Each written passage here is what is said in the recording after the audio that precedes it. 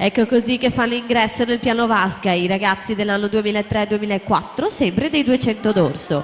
Sono previste solo 2 batterie. Nella prima troviamo Nicola Baldini in corsia 1, Franco Liuel Natale in 2, Francesco Della Mea in 3, Riccardo Cendrone in 4, Valerio Bivona in 5, Gabriele Bibatti in 6, Lorenzo Pesci in 7, Mattia Cavazzin in 8.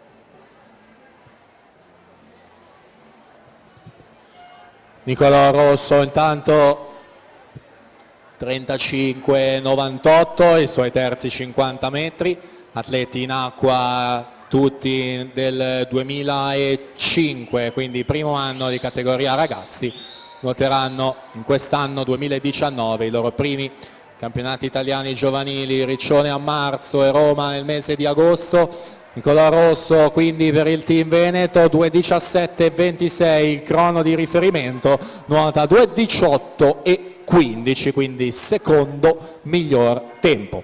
Marco Masetta 2:22,45 quinto, Lapo Tinti 2:24,56 in sesta posizione. Quindi archiviato il dorso 2K5, prosegue